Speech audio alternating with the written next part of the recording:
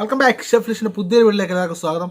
അപ്പോൾ നമ്മൾ ചെയ്യാൻ പോകുന്ന വെച്ചാൽ ഒരു മീൻകറിയാണ്. വളരെ ടേസ്റ്റായി കിട്ടുന്നൊരു മീൻകറി, കുട്ടനാടൻ മീൻകറിയാണ് ചെയ്യാൻ പോകുന്നത്. അപ്പോൾ നമുക്ക് നേരെ നോക്കിയാലോ.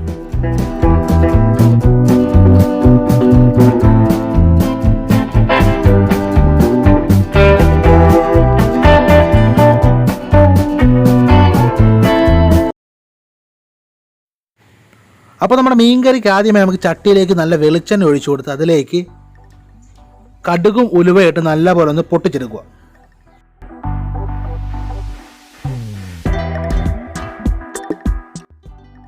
അടുത്തത് ചതച്ച ഇഞ്ചിയും വെളുത്തുള്ളിയും അതുപോലെ തന്നെ കറിവേപ്പിലയും ചുമന്ന ഉള്ളിയും പച്ചമുളകും കൂടെ ചേർത്ത് കൊടുത്ത് നല്ലപോലെ വഴറ്റിയെടുക്കണം.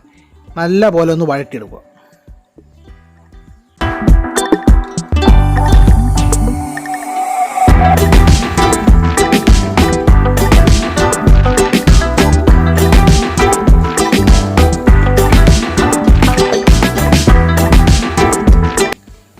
അടുത്ത് നമുക്ക് മീൻകറിയുടെ മസാലകൾ തയ്യാറാക്കാം. അതിനുവേണ്ടി മഞ്ഞൾപ്പൊടിയും കാശ്മീരി മുളക് പൊടിയും കൂടെ ചേർത്ത് നല്ലപോലെ ഇളക്കി മസാല നല്ലപോലെ മൂപ്പിച്ചെടുക്കണം.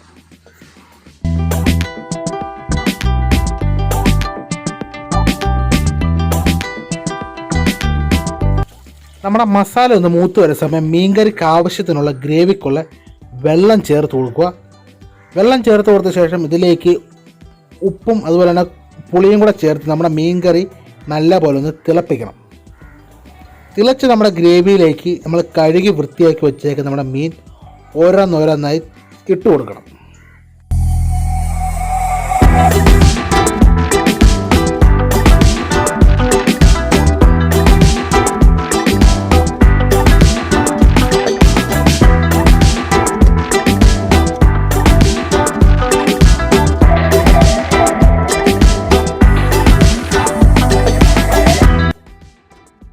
അപ്പോൾ നമ്മൾ ഗ്രേവി ഒന്ന് തിളച്ച് മീനൊന്ന് വെന്ത് കഴിയുമ്പം ഇതിലേക്ക് അരച്ച് വെച്ചേക്കുന്ന തേങ്ങാ പേസ്റ്റും കൂടെ ചേർത്ത് കൊടുത്തു കഴിഞ്ഞാൽ നമ്മുടെ മീൻ കറി ഏകദേശം റെഡി ആയിടും.